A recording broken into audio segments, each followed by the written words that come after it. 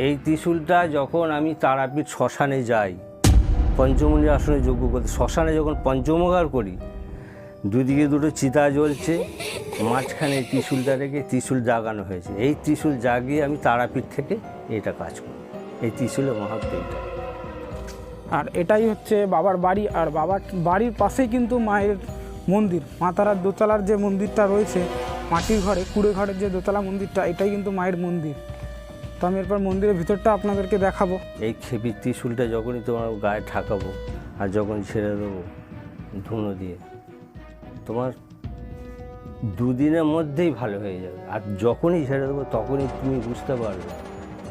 সকলে কেমন আছেন? আশা করি সকলে ভালো আছেন, সুস্থ আছেন। তো আগের দিন আমি দেখিয়েছিলাম তান্ত্রিক বেনি মাধব বাবার বাড়ি, বাবা কি কাজ করেছে সেই তথ্য আমি কিন্তু আগের ভিডিওতে দিয়েছি।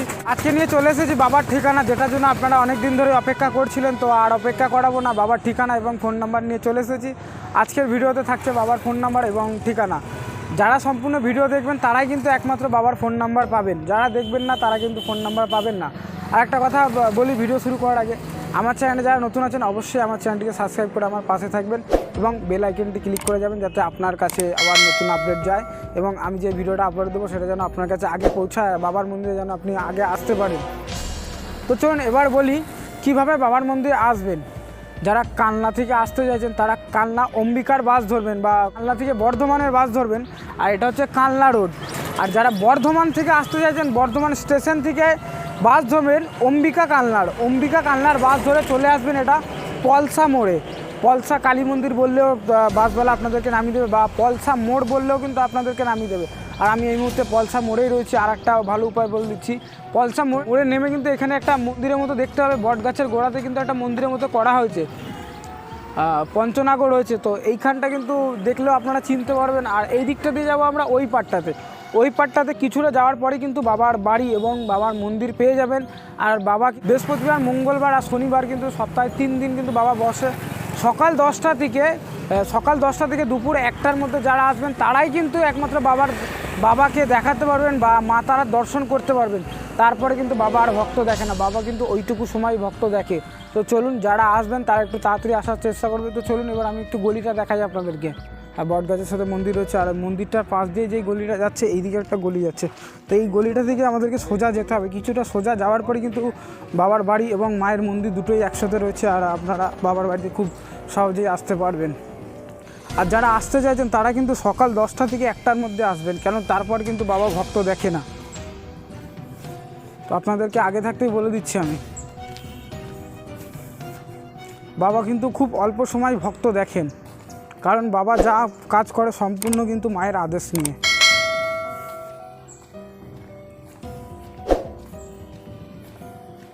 বৃহস্পতিবার কিন্তু বাবা এখানে দেখে এবং ভক্ত দেখে সকাল 10টা থেকে 1টার মধ্যে। এটাই হচ্ছে বাবার বাড়ি, আর বাবার বাড়ির পাশে কিন্তু তারা কিন্তু আপনারা আসতে পারেন। মা তারার দোতলার যে মন্দিরটা রয়েছে, মাটির ঘরে কুড়ে ঘরের যে দোতলা মন্দিরটা, এটাই কিন্তু মায়ের মন্দির। তো আমি এরপর মন্দিরের ভিতরটা আপনাদেরকে দেখাবো। তো এভাবেই খুব সহজে চলে আসতে পারবেন বাবার মন্দিরে এবং বাবার বাড়িতে। তো আমি ফোন নাম্বার দিয়ে দেবো, আপনারা কিন্তু ফোন করেও আসতে পারেন। বাবা কিন্তু সপ্তাহে 3 দিন বসেন, মঙ্গলবার, শনিবার।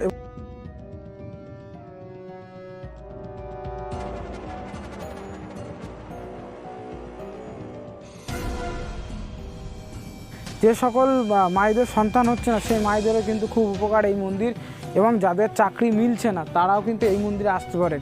বাবা কিন্তু গ্যারান্টি সহ বলে দিয়েছে উনি কিন্তু চাকরির দিন অথবা চাকরি হবে কি না সমস্ত তথ্য কিন্তু উনি দিয়ে দিতে পারবে, এবং উনি কিন্তু দিন তারিখ ধরে বলে দিতে পারবে যে আসনে বসে যে আপনার সমস্যার সমাধান মিটবে কি মিটবে না। বা আরও বিভিন্ন যে তথ্যগুলো আছে, যাদের সন্তানরা পড়াশোনা করছে না তারাও কিন্তু এই মন্দিরে আসতে পারেন, বা স্বামী স্ত্রী বিচ্ছেদ হয়ে গেছে বা ঘরে অশান্তি হচ্ছে, কিভাবে তার সুখ মিলবে বা শান্তি ফিরবে ঘরে, তো সেই তথ্য কিন্তু বাবা দিয়ে দিতে পারবে। এবং ঘরের বাস্তু খারাপ আছে কি না, তো আপনারা যদি কেউ আসতে চান তারা কিন্তু বাড়ি থেকে মাটি অল্প নিয়ে এলে কাগজ করে বাবা কিন্তু মাটি দেখেও বলে দিতে পারবে আপনাদের সেই বাড়িতে সমস্যা আছে কি না, বা তা আপনাদের সে কি করণীয় আছে। এই যে ত্রিশূলটা আমার আছে, এই ত্রিশূলটা দিয়ে আমি সমস্ত কিছু কাজ করি, এটাই আমার হচ্ছে আসল। এই ত্রিশূলটা যখন আমি তারাপীঠ শ্মশানে যাই, পঞ্চমুনির আসনে যজ্ঞ করতে শ্মশানে যখন পঞ্চমোগার করি, দুদিকে দুটো চিতা জ্বলছে, মাঝখানে এই ত্রিশূলটা রেখে ত্রিশূল জাগানো হয়েছে। এই ত্রিশূল জাগিয়ে আমি তারাপীঠ থেকে এটা কাজ করি। এই ত্রিশূলের মাহাত্ম্য এইটাই, এই ত্রিশূলটাতেই শক্তি। শক্তি। কারণ এই দুটো চিতা জ্বলছে, তখন ওইটা কিন্তু এরকম ছিল না, তখন জঙ্গল ছিল শ্মশানটা, অনেক দিনকার ব্যাপার। তখন চিতা ফিতা তখন সবই ছিল, যে চিতাটা আছেন আগুন তো আলাদা করেছে। তখন আমি বসেছিলাম, দুদিকে দুটো সদহ আমি পুড়ছিল, দাহ হচ্ছিল, মাঝখানে আমি শ্মশানে বসে পঞ্চমোগার করছি। তখন সেই সাধনাটা আমি কী করি, যখন খেপির কাছে হয় না, ঐতিহাসিক কাছার সাধনা করতে হয়। সেটা কি, যে মৃত লোক তাকে দিয়ে কাজ করানো হয়, যখন ইমার্জেন্সি হয় তখন এটা। সেটা কীরকম, ধরো আমি চিতায় বসলাম, পঞ্চমোগার করলাম, এবার কোনো অমাবস্যার দিন কোনো সদহ আমি মারা গেছে,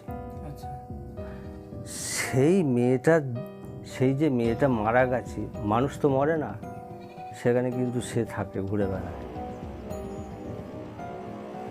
তখন তার থেকে আমি তাকে দিয়ে কাজ করাই, তান্ত্রিকদের এটা কাজ করানো হয় জোর করে।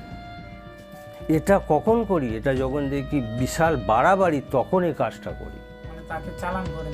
হ্যাঁ, তখন শ্মশানে বসতে হবে। যখন দেখি লোকটাকে ভালো করতে পারছি না, তখন এই কাজটা করি। হ্যাঁ, তখন এই যে পৈশাচিক কাজের সাধনা করো, ওইটা তখন করি। এই যে বান তোলার বিষয়টা কিভাবে তুলবো বা তার কি পদ্ধতি? শোনো, বান তোলা মানে কি, তোমাকে কেউ বান মেরেছে, তোমার গা হাত জ্বালা করছে ভঙ্গ করে, তখন আমি কি করি, এই খেপির ত্রিশূলটা যখনই তোমার গায়ে ঠাকাবো আর যখন ছেড়ে দেবো ধুনো দিয়ে, তোমার দুদিনের মধ্যেই ভালো হয়ে যাবে। আর যখনই ছেড়ে দেবো তখনই তুমি বুঝতে পারবে। ধরুন আমি কাউকে টাকা ধার দিয়েছি, এবার নেওয়ার সময় সে নিয়েছে, কিন্তু দেওয়ার সময় সে ফেরত দিচ্ছে না। এই জিনিসগুলো আমি যখন আসনে বসবো বলে দেবো, যদি সে দেয় বলে দেবো, আর যদি বলে না পাবে না, তাহলে বলে দেবো তুই আর পাবি না। কারণ হয়রানি করা মানুষকে ঠিক নয়।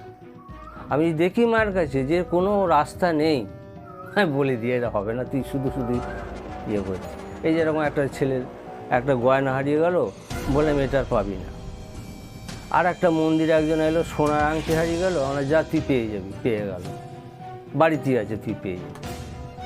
এরকম কতগুলো জিনিস আছে, যদি দেখি দেওয়ার হবে সে দেবে, বলে দিই হ্যাঁ দেবে। আর যদি দেখি না পাবে না, সেটা তাকে হয়রানি করে নি, না পাবি না, চেষ্টা করিস না।